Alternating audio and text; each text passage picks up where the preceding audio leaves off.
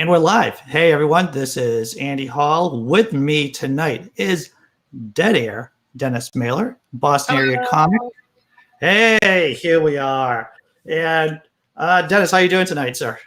I mean, is there any? Not well. I'm incredibly fatigued because I, as far as I know, at least, have the COVID vaccine, so I'm experiencing side effects of fatigue. Oh my! So that's right, because you're in a clinical trial right now, aren't you? Yes, I was one of, if not the last participant to join the AstraZeneca trial for the COVID-19 vaccine. And either I'm experiencing side effects of fatigue or I'm dying. That's one of the two options. I don't think a placebo makes you this tired. So it's either that or a relapse of heart attacks. We'll find out soon. I have a question. So do you get 2 shots in the trial or just 1? Correct. There's 2. So the one shot was on Christmas Eve, and the second one will be a month from then, which whatever that is, January 20th, I think is 20. Well, I guess it would be the 23rd or something. But I think my next scheduled date is January 20th. So that'll be the second shot. And I mean, I'm doing this, because it's my duty as a person of this earth to make sure that we do proper medical research for the betterment of humankind, and they're paying me a crap ton of money. So I'm unemployed. Poke me with all your sharp sticks for money. I'm okay with it. Are you getting, I know we talked about this the last time you were here. Are you getting any unemployment at this point? I literally get my last unemployment check tomorrow. And as far as I know, my unemployment ends right now. This is my last check, will be deposited tomorrow. However, I did just get an email from unemployment saying that there's a letter in your inbox. You need to come check it. And as I was checking it, waiting for you to log on, it was about renewal. So hopefully I will be eligible for renewal. And I will continue to keep getting the measly unemployment that I'm getting. Like, I'll be honest, I'm only getting $300 a week, which is not a lot of money at all. That's just to give the hi viewers and everyone watching, just to tell you, that's 2.5 weeks of unemployment covers my rent. Yeah, so dude. Like, I just, the people who keep talking about, oh, we want to, no, if we just keep giving people unemployment, they're not going to go back to work. F you, I make more money at work. No, yeah. I don't care about sitting at home. Like, sitting at home sounds great, and watching The Mandalorian all day, every day is great and wonderful, but not if you can't survive on that money. Like, I don't know who's surviving off unemployment. I don't know. Boston is a particularly, pricey town, pricey city to live in. Yeah, I live in Alston, which is the cheaper neighborhood, and I have a nice place for, I would say, is not much money. It's still a hefty amount of money. It's still money. I'm in a place where my rent is, I would say, frugal for what I'm getting, and I mean, it's not. I don't know who's living off like. Look, if you want to live in squalor, if you can live off $300 a week like a king, awesome, go for it. Then cheat the system. But the rest of us aren't cheating the system. The rest of us want to go back to work. Like, me and my dog can only go on so many walks before I start to go mad. I need to go back to work and do things. This has all been great, wonderful. It's been a wonderful 9 months to sit around with my finger in my ear like a gas pump. But now is the time. I want to go back to work. Yeah, before we get into The Mandalorian, I just want to say I was listening to your most recent podcast with Jacob Williams. Oh, well, thank you. Yeah, I'm about halfway through it, and he's what's the name of the podcast again? So what do you really do? Is that the name of it? That is it. You nailed it. I understand. I picked a very long, awkward title for people because when you hear the title and then you hear what the podcast is about, it makes sense because it's a podcast where I interviewed artists and entertainers about their day jobs. So we talk about, what do you really do though? I'm a comedian. Okay. But what do you really do? I'm an actor. Yeah. So what do you really do? Wait tables? Like, That's the name. And it's just a series of words that make sense when you put it in that context, but it is confusing. So you nailed it right on the head. Well job. Well job. Yeah, Well job. Good job. Even though Jacob Williams is a professional comic who makes his living from comedy, he does rap battles. Yes. What's amazing is he's really good at he's on a cast member of Wild 'N Out, which, if the audience doesn't know, is a hip-hop themed improv show. So basically, if any of your viewers in the Boston area have been to Improv Boston or Improv Town, you go there, or if any of your viewers have seen Whose Line Is It Anyway? Those are improv, shows about improv, and they do basically similar things, but under the lens of hip-hop themed, and a lot of things have to rhyme. So here you're making things up that have to be funny, fit a theme, fit the genre or whatever, and also has to rhyme. It's witchcraft. It might as well be witchcraft. Like the show Wild 'N Out, it's easy to just write it off because it's Nick Cannon, but I'll tell you what, they are amazing. Nick, Jake, MC Fly, like everybody who is on that show is amazingly beyond worldly talented, and it's a fun thing to watch. Yeah. So once again, I've been enjoying the conversation. I'll probably catch the last half of it tomorrow. But to the Mandalorian. So second season's over. Yes, it is. All right. Well, I'm gonna say the most controversial thing on the show. And I'm okay if your audience boos me in the comments for saying this, but I had wished they kept Boba Fett dead. There, I said it. Yeah, that's what I'm glad when we were talking about doing this, I brought up the Mandalorian because I want the platform to say Boba Fett should have stayed in the Sarlacc pit, dead. I will tell you that when they showed Cobb Vanth, when Timothy Olyphant took off that Boba Fett helmet and they panned up and it was Timothy Olyphant, I went, oh, yes. Like, troll those fans. I love you, Ryan Johnson. Episode, what was it, 8? Is the one that Ryan Johnson did. Troll those fans, Ryan Johnson. Troll those fans, Jon Favreau. Yes. Troll Star Wars fans all day, every day. As a Star Wars fan, that's what I want. Troll them. Make them think they're going to get Boba Fett and then don't give it to them. He is the most overrated character in all of cinema, in my opinion. Like, it's second to Phasma, which, like, I don't know why people, like, they're like, oh, they didn't do anything with Captain Phasma. They built her up as this big, awesome, epic character, and they didn't do anything with her. It's like, they didn't build her up at all. She had shiny armor. If you think shiny armor means she's a badass, you're an idiot. Same thing with Boba Fett. Like, before they started writing books in the 80s about Boba Fett after, fan reaction, here are two canonical introductions to Boba Fett, right? I will count the 1978 Star Wars Holiday Special as canon. Oh, okay. But I'm going to count it as canon, which is our first appearance of Boba Fett. And what happens in that? He gets duped and tricked and defeated by a dopey teenage boy. Our second appearance, is Empire, but going to Return of the Jedi, he gets defeated by a blind man. So those are our two experiences with this guy that you all built up to say that he's the greatest bounty hunter in the universe. He gets defeated by a teenage boy who didn't even know he was fighting him and got knocked out by a blind man. That guy, overrated. Should have kept him dead. But everything else I think was great. I think I should say, and I should have said this maybe 8 minutes earlier than this, is that, hey, we're going to be talking about The Mandalorian. And if you haven't seen the second season, then this is going to be all spoilers. This is just going to be nothing but us. And, it's been out for a while. Yeah. The last was Friday. Friday was Christmas. So it was the week before that. So a week and 4 days. That's called 11 days, Dennis. It's called 11 days. That's what that number is. 7 plus 4 is 11, not a week and 4 days. So let me tell you what I think is going to be controversial. If we're going to start out with controversies, all right, I'm going to say the best part of season 2 of The Mandalorian is Bill Burr and Bill Burr's performance. I don't think that's controversial. I think a lot of people agree with you on it. And Bill Burr's great. His character's great. He's a complete veer away from everything that is Star Wars and Star Wars characters.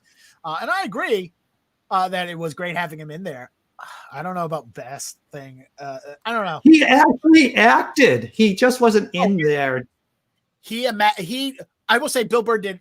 I will agree with you. Bill Burr did an amazing job acting for a guy who's not known to be an actor at all and has done zero heavy lifting as an actor. He definitely, like, the scene. Hi, spoiler alert! The scene where he goes to kill his former commander and he's sitting there talking like that.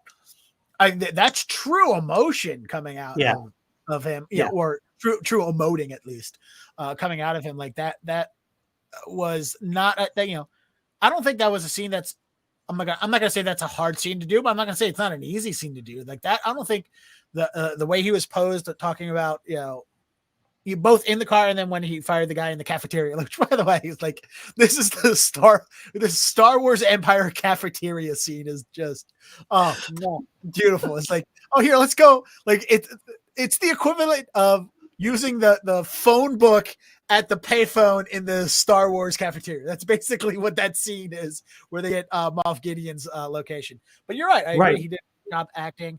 I don't know.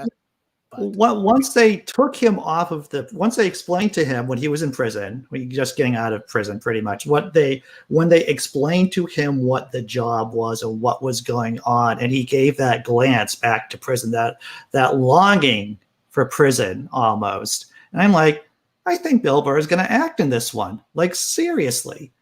Yeah, he did much more heavy lifting than his first appearance in first season. Like, first season, that's him just cracking jokes and being annoying. That's what he's doing. He's like, he Bostoned up the first appearance as he was like, I'm just going to be a Boston troll. Like, he was his SNL Sam Adams commercial character. Which is great. That was a great skit. Yeah, which, by the way, I feel like if you haven't seen, Sam Adams has commercials out now with your cousin from Boston. Cousin from Boston, which I think they just saw the SNL sketches like, oh, we're going to lean in on that. Like, we are just straight up stealing SNL's joke and running with it. So I love those commercials. I don't know how I feel about it, because I look at it as like, as a comedian, like, isn't this kind of joke stealing? But also at the same time, it's like, hey, let's lean in to this thing. Yeah, and then my third feeling is I hate Boston and people and townies. So it's like, no, stop this. Like, Boston's not made up of townies anymore. It's made up of yuppie white people who want to uphold the idea of townies, I guess. I don't know. But a lot of acting here. I don't know what I didn't mean to come into this is the thing of quarantine. I have no one to talk to but my own dog, and she doesn't listen to me anyway. So it's like, here I am. I'm finally seeing a human to talk to. Well, I'm glad. I'm glad that we are here to help you out in this time of crisis, and with at least it's not a great human face I have, but at least it is a human face. Hey, it's a delightful face. But going back to the Mandalorian, one of the things about that episode with Bill Burr that was great, in addition to Bill Burr, is how much they humanized the Empire. Because the TIE fighters were the heroes. The stormtroopers. Yeah, Bill Burr even says, like, never thought you'd be happy to see stormtroopers, do you? He put faces to the deaths of, like the thing that Bill Burr was talking about in the show was from the Aftermath books, where Palpatine's contingency plan for dying was to just nuke the entire Republic. Just nuke the Empire, kill all the countries, and just leave it in chaos, and then walk away. Like, he just throw if I die, throw gasoline on everything and burn it to the ground. And that's what Bill Burr was talking about, was incidents from those books, and that's putting faces to it. And even in the last episode with the guy who was holding a gun to the cloner's head with. Thank you. I think we lost you for a second.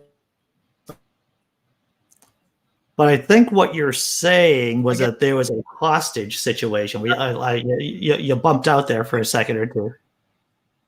Sorry, yeah, I was talking about basically throughout the second season, what they did a lot of it was humanizing both the Empire and the people in who are being affected by what the Empire has done to them. Like the krill farmers, even in the first season, like how the krill farmers are being tortured by leftover tech of the Empire, the Walker. And even though The Mandalorian, it's a simple story in some ways, it is ambitious in the fact that they are trying to add this kind of dimensionality, to sound like a wanker, to these characters, to stormtroopers, to the Sand People. It's trying to put them out of that. They are called Tusken. They are proud Tusken Raiders. I'm sorry. Is Sand Person a slur now? They prefer to be called people of the sand. Okay, if you so Tusken Raiders, but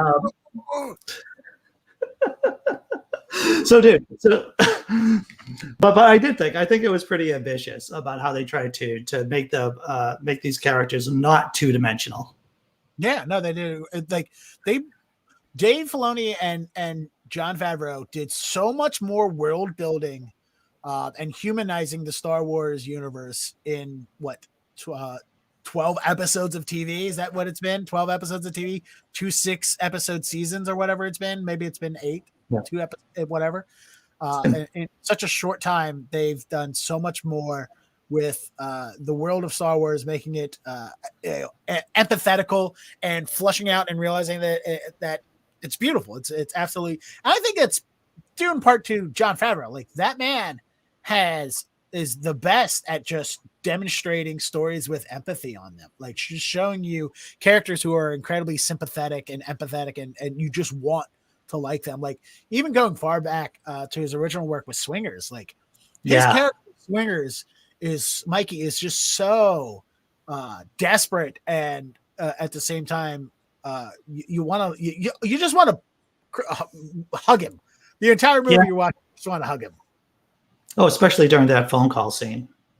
Yeah, which, by the way, I try not to think about that phone call scene because the phone talking back to him makes no sense throughout the entire scene. Like all of a sudden now his phone becomes sentient in 1995 Los Angeles. This phone he's the only wireless cellular, the one wireless landline phone that is sentient. Like I want to call her. Just to find out, spoiler alert for the movie Swingers, that he ended up, you think the whole movie that he's longing for the woman that left him when in turn he left her. And it's like, now you understand, you understand that he, now he's a flawed character because he is longing after somebody that he pushed away. And it's like, so much better. And Elf. I mean, Elf is, another favorite. Iron Man. Like this is the architect of the Marvel Cinematic Universe. Like this is the guy that created the MCU, made it what it is, and found RDJ. Are any of us surprised that he was able to create an amazing, wonderful world of Star Wars? I'll say this, this second season and of course the first season of Mandalorian made me forget about the last few Star Wars movies. That's how good they are. A lot of people have been saying that, and you know what? It hasn't made me forget because I don't know if I was prepared to say what I'm about to say, but I'm going to. I enjoyed the first one, the first of the new sequel movies, Force Awakens. I enjoyed it very much.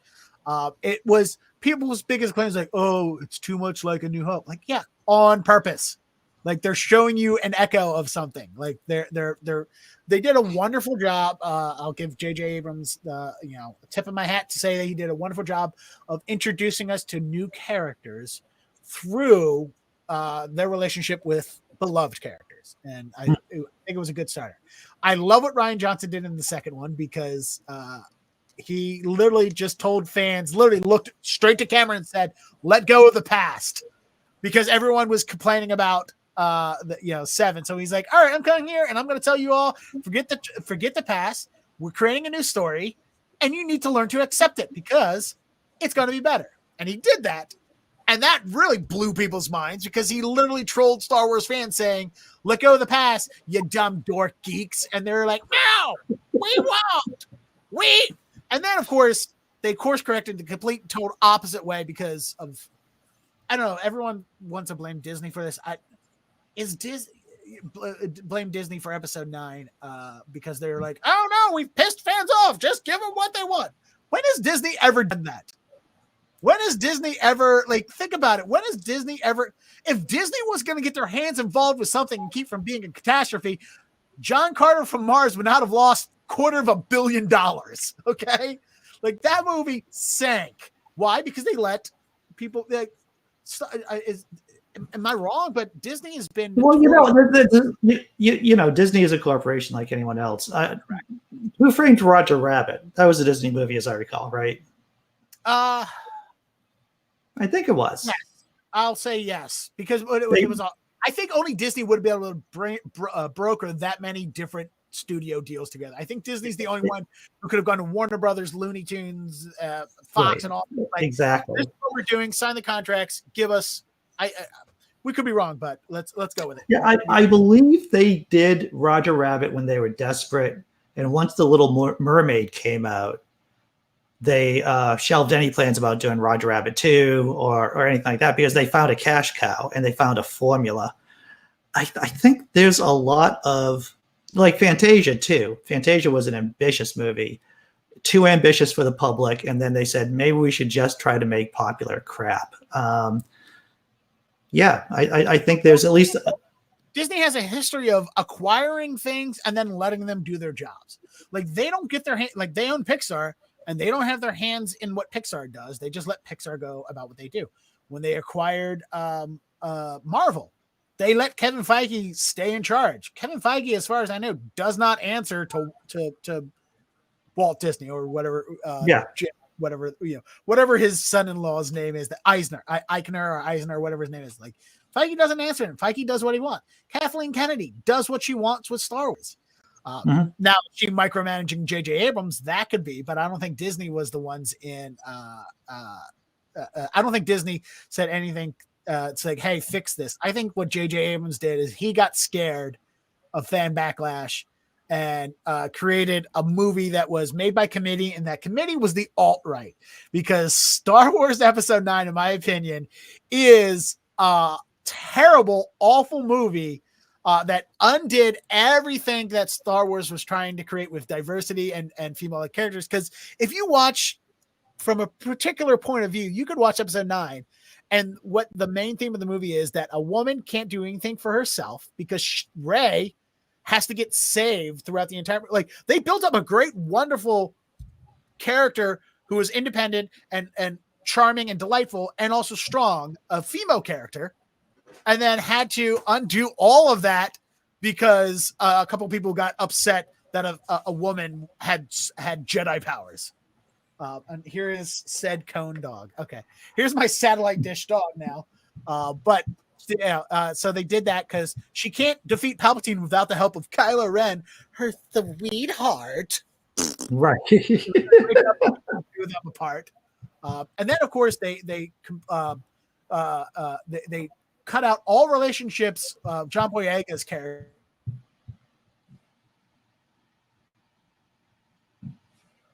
You still here with me, Dennis? Or you?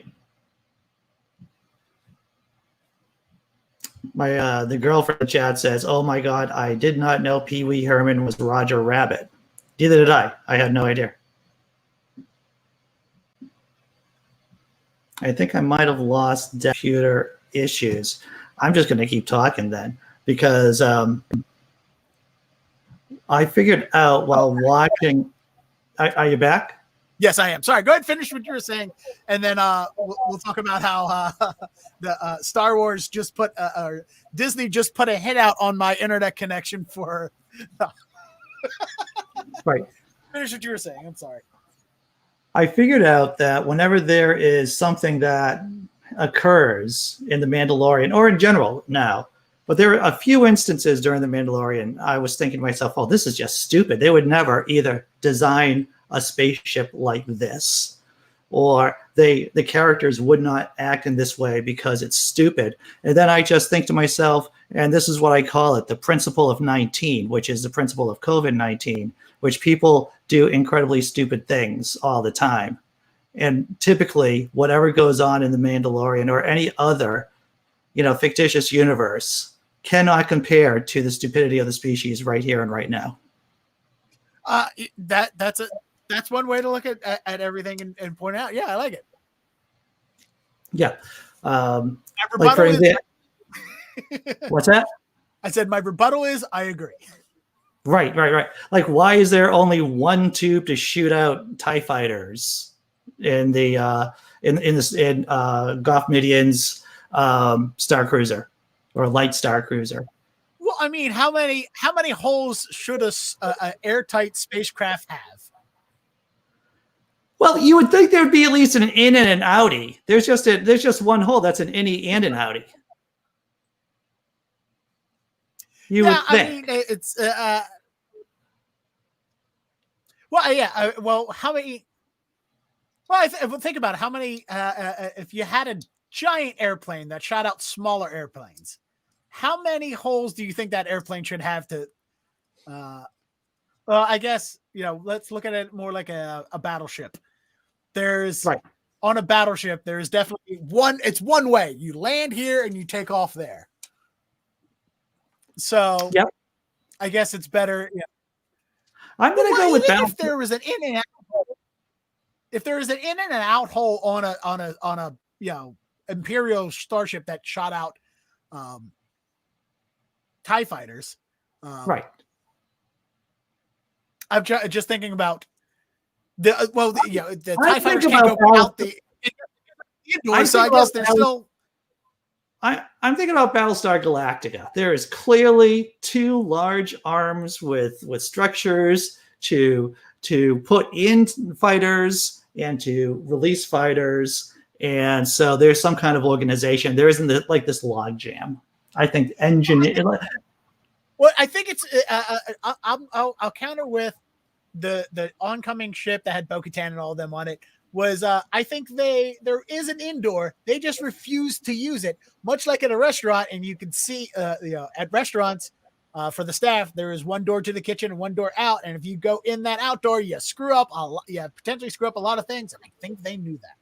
And I think that was the plan, because they didn't want a bunch of TIE fighters coming out after Boba Fett's Slave One. So I think you're saying, hey, no, back up, don't come in this way. Go somewhere else, do something else, don't do this. And they clearly did not listen one bit. So you were saying hypothetically there could be another hole out there, another port, another tube, and they intentionally went in the indoor. They intentionally went in the outdoor because they wanted to put a kink in the works. Right. So what do you think is the most, because you have your you understand the Star Wars fandom far better than I do about the Mandalorian. You're probably more aware of whatever controversies that have gone on during this season. Yes. What would you say is the most stupid one? I mean, for me, it's bringing back Boba Fett. But for everyone else, I think a lot of the things that the fans have focused on that bother them is the Luke Scott. Well, no, here's the dumbest thing. Ahsoka Tana's hair wasn't long enough. That's the dumbest thing that the fans focused on. And I think it's like if you watch Star Wars Rebels, the anime, or even if you watch the animated Clone Wars, her hair tentacles, I don't know if they have a name, but I'm going to call them hair tentacles. Hairticles are much longer in the animated series. Not much, probably a couple inches. And you would think getting older, maybe those things would grow, because you probably shouldn't cut off tentacles. Like I don't think, and even in the Star Wars universe, they're going to trim up. Like, you know what my style needs? My hair tentacle needs to be bangs. I don't think that's what the Star Wars universe is. And a lot of people got very upset because Rosario Dawson's hair tentacles weren't long enough, or it wasn't as long as their expectations would be for someone 30 years later after seeing her last in Rebels. And I think that was the dumbest argument possible. I will say what was not a dumb argument that people unfortunately had to focus on is Rosario Dawson is still in the middle of a legal battle with a trans person that her family had hired. And it's unfortunate that she's kind of caught up in this thing, because seemingly seems to be not as big of an issue as it was, because a lot of the statements and I haven't fallen too close, but it seems like, are you familiar with this controversy with Rosario Dawson? I know about a bunch of other controversies, but this one I am not aware of. What it was is basically, and it was a family friend of the Dawsons was hired by Rosario's mother to fix up a house in LA. He moved from New York to LA to help put maintenance into, and I'm if I get the gender pronoun wrong, it's because I'm vague with the story. I think the person is a woman transitioning to a man. Mm-hmm. And so the person was living there rent free under the agreement that they would be paid money to fix the place that they were living in for free. And I don't think the person followed through on that on to the expectations that they agreed upon, was asked to leave, and then allegedly was attacked by Rosario Dawson's 60-some-year-old mother, was allegedly yanked through a window by a 62-year-old woman, and then beaten up, and then had trans slurs yelled at them. And as far as I understand, a lot of those statements have been recanted. The lawsuit is still pending. So a lot of people were very upset that that Disney and Star Wars had given this role to someone who has so much controversy behind them in the trans community as Rosario Dawson does. I don't know. It doesn't seem like Rosario's involved in it at much. I mean, apparently she was apparently present when a lot of the accusations went through, but a lot of things have also been recanted, and it's an unfortunate situation I think she's a part of, and but it's an unfortunate situation she's not a part of, that she just happens to be caught up in. It is what it is. I can't speak anymore to it, and I think what I'm more upset about is that Ashley Eccleston Stein, the person who voiced Ahsoka Tano in the animated series, didn't get to reprise her role, but yet Katie Sackhoff did, and that I think is egregious. Oh, but what I liked about The Mandalorian this season is that they are. It's not Eccleston. It's Eccles. She has the same name as her. She's named. She changed her name to her baseball player husband. That's why I don't know his name, because it's baseball.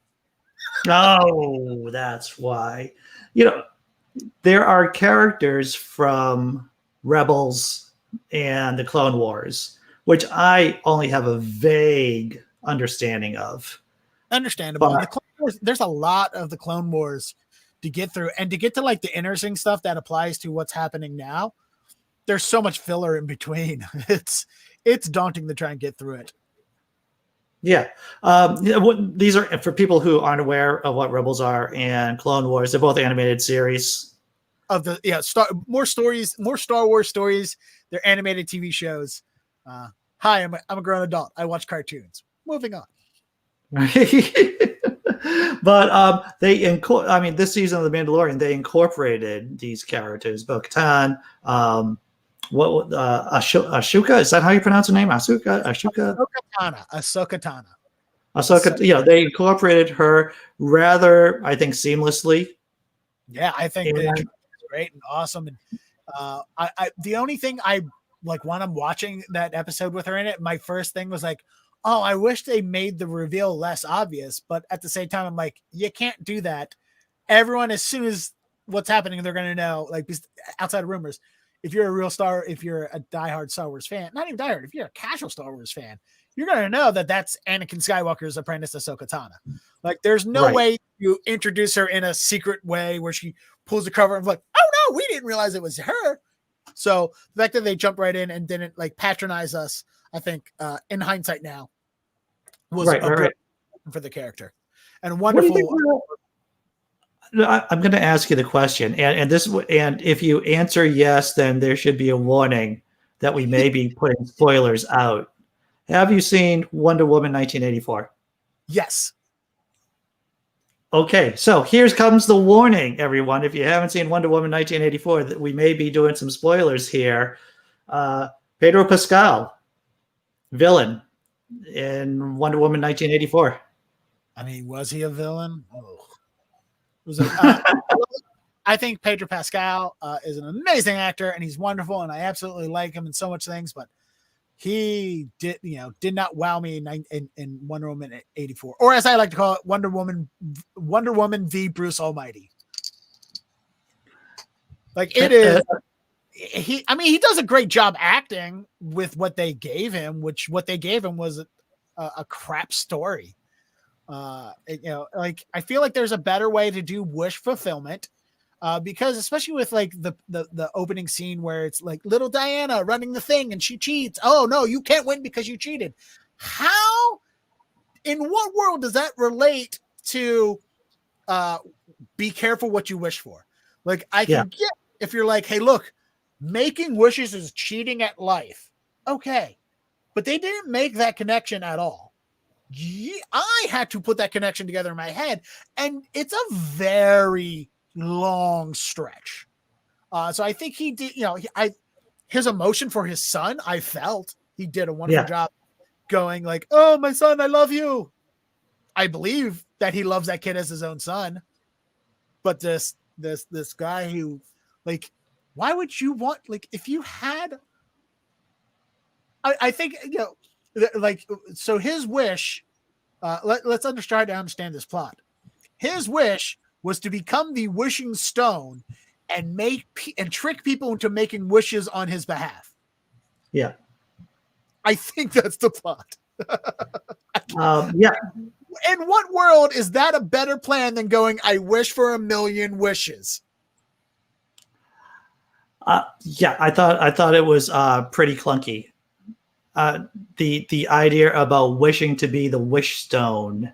Right? Like, not like, it's like having to, like, it's like in Lord of the Rings trying to trick Smeagol with riddles. Like, why are you making this harder than you need to make it? I don't know how that analogy worked. I'm sorry. This is why I don't write for DC, because I'm also terrible at analogies. But like, I feel like his entire plot to like, I'm going to be a successful businessman by making people wish successful things for me is such a hard roundabout way of going about things. That's yeah. I mean, you couldn't just ask for money, right? Or like, if maybe I missed the part, but at what point did Diana wish that she had Steve Trevor back? Like, I'm sure that was emotional in her heart and in her thoughts, and she held the rocket, but she didn't. When she was holding the rocket in front of Kristen Wiig, she never said, "I wish for my old friend back." As far as I know, I missed that. So The Rock apparently can interpret your innermost dreams and desires, but yet Max Lord has to trick people into wishing things for him. Or when they make a wish, he takes something from them as retribution for making a wish. Like those, it's kind of funky. It's kind of doesn't make sense. Like, he had to make somebody wish for success for himself. Like, I wish you well. Oh, that say that again. Say you wish me well. Yes. It was as if he got to play, because what do you think about the monkey's paw? It's really about, making these Faustian deals, right? So his idea is that he's going to be like the devil making these Faustian deals with people. And no matter what he gives, he's going to, it's just easier to wish for money, to tell you the truth, like a lot of money. Right? Especially that's his biggest problem, is that he doesn't have enough money. Yeah. Yeah. I saw when I saw Wonder Woman 1984, which once again, disappointing movie because there's so much hype about it, is that there just seem to, and this is a common problem, I think, with some superhero movies, is that there are just too many villains. You have two major characters who are supposed to be villains, and when you're having screen time dedicated to Pedro Pascal and Cheetah, or Kristen, I mean, it just makes the plot too unfocused. I think there's a way to balance those two characters. Jace just didn't do a great job of it, because I mean, we get Cheetah for what, 30 seconds until she renounces her wish. Yes. Were we even given a Cheetah character at all? Because she's also helping Wonder Woman. So is she even, like, I feel like they wanted to have villains, but didn't want to actually make them villains because the writer heard somewhere that if you make your villain seem like the hero, that's good writing. And so did they ever see Black Panther? Black Panther, you have a villain that's a villain, but he's still empathetic. You still sympathize for him. Right? I feel like they tried to, like, Wonder Woman 84 just missed so many marks. I think they tried really hard. Their grasp extended, their reach wasn't as big as their grasp, whatever that analogy is there. They're like, hey, let's take empathetic, sympathetic characters, make them villains, and have a love interest, and on top of all that, wish fulfillment.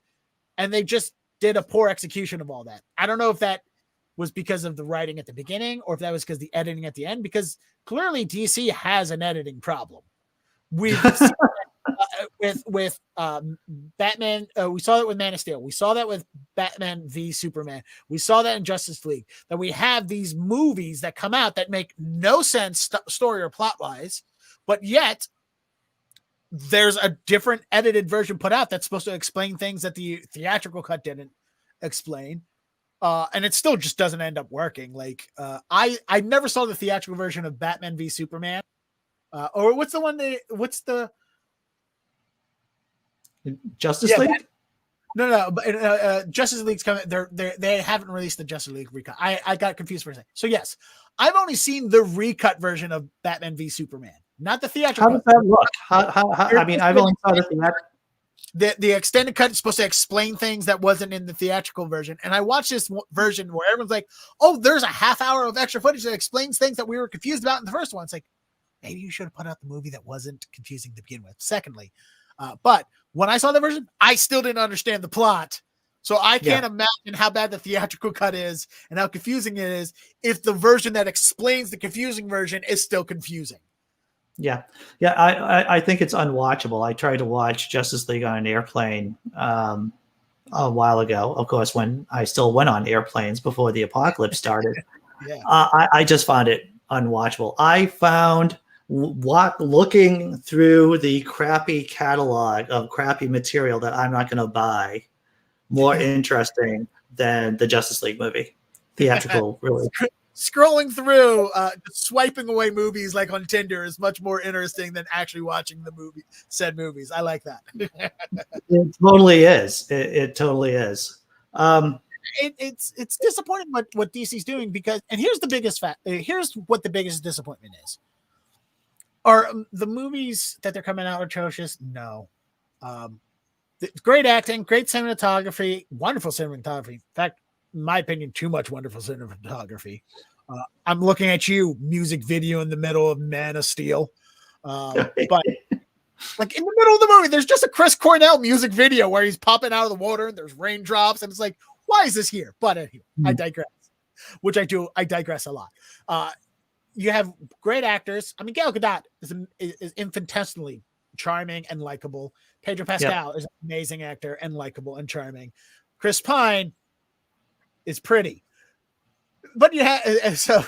But is he in this movie? Is he in this movie? I don't think he's a good actor at all. I think he's a passable actor who just happens to be handsome. I think he's a soap opera star that gets that is thrust into this world of sci-fi genre movies, and he has done zero heavy lifting and doesn't deserve any of the accolades he's been getting. But that's me personally. My girlfriend and I had an extensive conversation at several points while watching Wonder Woman 1984, centered around whether or not they're trying to make Chris Pine ugly, whether or not they're trying specifically to make him look old. Okay, yeah, I agree. He didn't look his best, but I was okay. I don't know. I mean,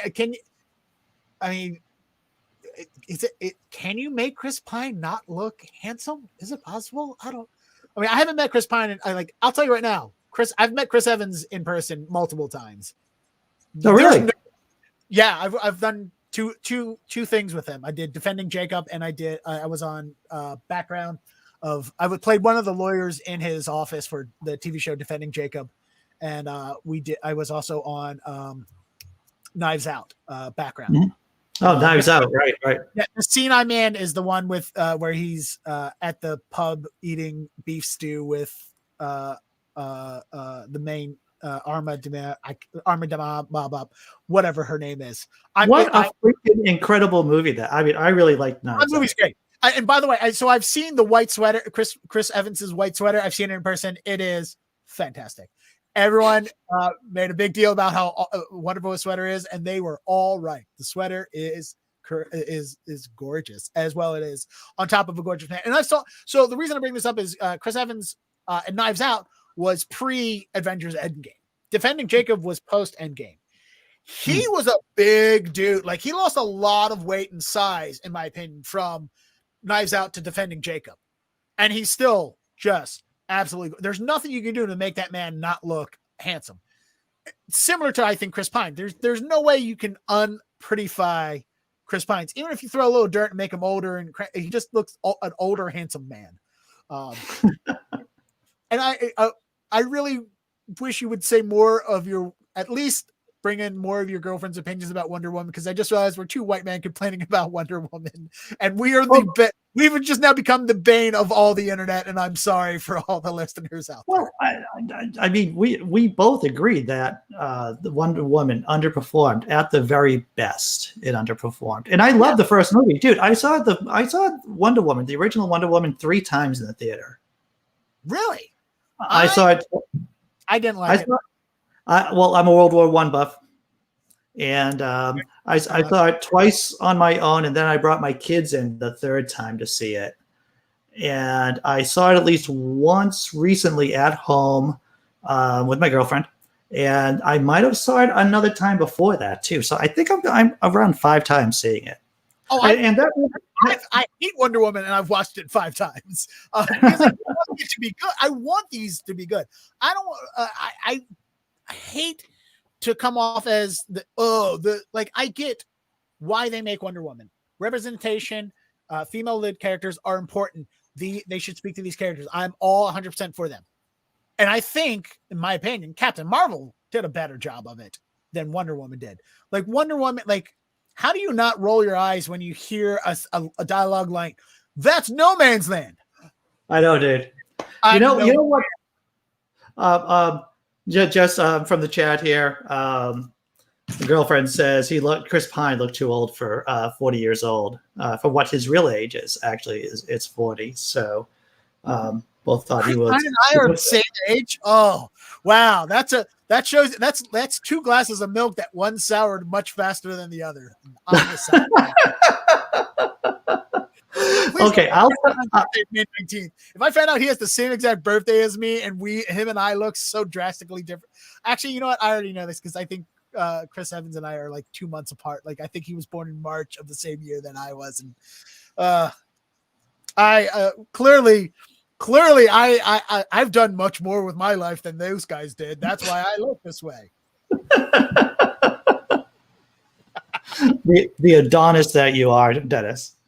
Yeah, well, I've lived more of a life than you have, Chris Evans and Chris Pine. Look at my laugh lines that you don't have, because you two have never truly laughed. They aspired to have the heart attacks you had, sir. Right? So yeah, I it's the thing. I was really excited to see Wonder Woman 84. I've been saying for months, when they kept delaying this, like, just give it to us online. Who cares? Give it to us at home. We don't need a theater for this. No, let's see it. Let's just watch it. We watch, like, this whole, like, a lot of people's controversy of by the way, I like how somebody's like, "Oh, you look good for 40. I'm actually 39. So well, you're in your 40th year, though, if we're going to count it like mathematicians. I look great for 40, that I'm not 40, but so yeah, what I was saying is a lot of people's complaints. I don't know. Let me ask you and let you, before I talk about the public, where are your stance with being released on HBO Max's new plan to release things on HBO as the same time as theaters? What's your opinion on that, Andy? Okay, so we're both men of a certain age, and we have both seen technology, especially you in the radio industry, right? You have seen you've seen the churn of technology, right? You've seen it just churn and things change. When I was growing up, there were record stores, there were, DVD stores. There were blockbusters, just like not, at least in my memory, too long ago. The idea that that COVID-19 is an extinction level kind of event for movie theaters, sure, we'll always have movie theaters, but yeah, it just and I'm not saying anything original here either. I think this is the common consensus, which I guess is redundant in some ways. that movies are just going to be more and more released at the same time as they are in the theaters, whatever theaters that are left. Well, that's COVID-19 is much worse than I thought it was going to be, but I don't think it's going to change. Things are going to close, but like theaters are going to close, but there's going to be people who buy those theaters and reopen them. Here in Boston, we've lost so many small entertainment venues. The Poorhouse, Great Scott. We might be losing more than that. So I can it sucks that we're losing things, but somebody's going to reopen these things. Some of them may get turned into housing or 7-Elevens or whatever, but there's still going to always be entertainment. Like I saw somebody talking about that COVID-19 is going to kill the theater industry. I'm like, the theater industry has been around for thousands of years. It's going to be around another 1,000 years. It will come back. Same thing with all these other industries. So if a movie theater closes because they go bankrupt, somebody else is just going to just reopen a movie theater. But what I love that I don't have, like, going to the movie theater is an experience I love and enjoy. Oh, so do I. I love going because of my schedule. I'd always be able to go to matinee showings where there wasn't anyone around. This is even before COVID-19. And but I enjoy the comfort of watching things at home. Like, we've been talking about how great Netflix is for years because they bring movies right to my couch. Yeah, that's what HBO just did. Why are we mad at HBO for doing what Netflix has been doing? Like, we've been asking for these things. Like, society has been asking for movies at home, and now HBO gave it to them, and now you're all flipping out because of it. Look, you really want to go to the movie theater experience? That's fine.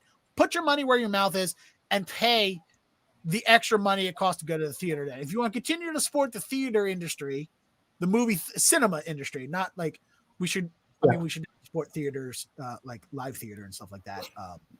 But like, if you want to continue to say that the cinema going experience is superb, then put your money where your mouth is, and instead of watching it at home on HBO go to or HBO Max, go to the theater and spend the money to show that you want the theater cinema experience to continue and stay alive. But I think most people aren't going to do that because convenience is always going to top expenditures.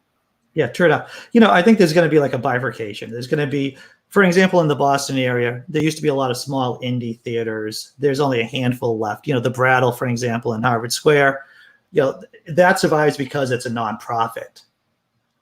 So you'll have large movie theaters, but what are they really going to be showing? Is there going to be enough money in the market to do small, nuanced movies, or is everything going to be franchise movies, a majority of them? So sure, there's going to be movie theaters that come back, but I don't see it coming back in the same way or as strong. Well, the thing that COVID-19 might end up doing is killing the small business side. I mean, that's nothing new. Everyone's talking about that. Like, it may kill the Brattle, but the Brattle may get bought by AMC and become a small AMC theater. Yeah. Because AMC is the only one who could weather this storm. Just as an example, I'm not saying any of that's going to happen, but like small theaters like that may become part of chains because the chains are anything that's going to be able to weather this storm. Well, okay, that's fine. These industries aren't, these businesses aren't stupid. Like, they do focus research, probably to a detriment, but if people want second run theaters, well, they're going to give you second run theaters if that's what you want. If that's what majority of people want, majority is always going to rule. And right now, majority of people want big blockbuster movies, and that's why they continue to keep making these things, because we keep supporting those things and saying that's what we want. You may be counterculture or cynical or anti-establishment enough to go, I like my indie theaters and I want to watch black and white films. Awesome. That's great. Put your money where your mouth is and support those venues instead of saying, this is what you should be giving me. No, support the ones that are already there. And if they become profitable, there'll be more of those. So if you make it profitable, if you show that it is profitable, they'll make them because it's profitable. I almost didn't understand what I said there, but I think I get my own point. It is understandable. Tons of mice from the chat says he can't go to the theater with COVID and not anyone can stream. The resurgence of DVDs. I don't even know how to play a DVD. I don't have a player in my computer. I don't have a DVD player in my house. I imagine I could still buy one online for like $50 or $20 or whatever. But yeah, if I had a DVD in my hand right now, I would not be able to play it in my house. I have a DVD player that was dying when I unplugged it, so I have one. Whether it'll work when I plug back in is a speculation. I do have my roommate has a PS4, so if I need to watch a DVD, I can do it on that. My computer is a desktop and has a DVD drive still because I bought it. It's refurbished because I'm poor. Okay.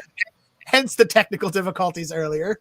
But so yeah, I understand like I understand the world of it's impossible to play a DVD right now for most people. I mean, my car before it was repossessed because when I became a full-time artist and they're like, oh no, you won't take your car away. Before I replaced the car stereo and opted out and personally opted for a stereo that did not have a CD player because it was $20 less. And I didn't make the decision because I was like, well, I get to save $20 and I'm a cheapo. No, I was like, yeah, I'm not going to pay $20 for a thing that I'm never going to use. The only reason I even thought for 1 second that I was going to use the CD player was for a phone mount that I saw that goes inside of the CD player. So I almost paid $28 just so I could have the CD player mount for my phone. I'm like, I don't have that mount. I'm not going to buy it. I already have mounts that mount without that. Buying a CD player for my car was an illogical choice. Right. So, right. in front of DVDs, I can see where people like you who have it difficult. However, people are still watching DVDs. For worse, for that's they should be out there. I mean, walk into Best Buy. The whole front of the section of Best Buy is still DVDs. There's no Blockbuster, or there's one Blockbuster left, but go to any Best Buy. There's still a whole section of DVDs. People are still buying the DVDs. DVDs also have the digital download to go with them. Oh, okay. My girlfriend does say that we do have a DVD player. It's just not hooked up to anything. So in case of an emergency, in case the internet breaks down, we could always, she would hook up. I'm not going to say I'm going to hook it up because I'm technically incompetent, as anyone who knows me is well aware of. But she would be able to hook it up more than likely. So, dude, I have to ask you something else about the Mandalorian. Does he take off his helmet one too many times? The amount of times he's taken his helmet off was 4 times in the series. What we saw him take his helmet off with the krill farmers to eat. We didn't see his face. We just saw him take the helmet off and eat. We saw him take his helmet off with IG-11 when he had to fix it, which was, pivotal. I will say, and so we had the 2 times in season 2 as well. I will say that has taken his helmet off in front of Bill Burr does undercut him taking his helmet off for Grogu in the last episode. I think so too. Yeah. I would have loved to see, and I'm glad you brought that up because this is one of the things that stuck in my craw. I'm okay with him taking his helmet off in the episode, but I would have loved it for him to take his helmet off instead of, let me look upon Grogu with my own eyes. Very similar to Lord Vader. Let me look at my son I don't know why. There's a mirror thing, but I would have loved it as when he tried to hand the Darksaber over to Bo-Katan and she refused it. He just took his helmet off and said, some traditions aren't worth keeping, or something to that effect. Like if I go back and look at the dialogue, I think I can find a line from Bo-Katan that is appropriate for that moment of him saying, takes his helmet off and go, take the Darksaber from me, F tradition, F whatever whatever tradition you're and pomp and circumstance that you're standing upon. take the Darksaber, and he emphasized that by taking off his helmet to reveal that, hey, I'm no longer a zealot. I feel like that would have been a much more appropriate usage of taking the helmet off than like. Yeah, but that would have ruined the setup for season 3, though. I mean, he could still wear the helmet in season 3 in public, and we can see him in his more intimate moments without his helmet, and allow Pedro Pascal to be able to do more emoting. However, the more Pedro Pascal takes off the helmet, the less work it is for his stunt doubles. One of whom, by the way, is John Wayne's grandson, I think. I had no idea. Yeah, the main stuntman for the first person to put on the Din Djarin Mandalorian costume is John Wayne's grandson. He's a stuntman, and he's the primary stuntman for the Mandalorian. There's a couple other people in scenes and stuff. So the more Pedro Pascal takes off his helmet, the less work John Wayne's grandson gets. And I don't know if I support that line of thinking. I feel like any descendant of John Wayne deserves as much screen time as possible. I have one last question about The Mandalorian. Sure. So is there The Mandalorian series without Grogu in it? Yes. I think so, yes, because while I enjoyed this Wolf and Cub style 2 seasons, I want to see more of Din Djarin. The show, I mean, we came to the show, nobody knew about Baby Yoda Grogu until the end of episode 1. We all came to watch The Mandalorian because we wanted to see a TV show about a bounty hunting Mandalorian. Grogu stole our hearts, and he's going to be missed. And I hope they bring him back in short, at least once, so we could see how he does. Preferably, we want to see him before we start thinking about how Kylo Ren probably killed him, but that's a whole nother conversation. Yes, we wanted to see a show about a bounty hunting Mandalorian, and that's what they gave us.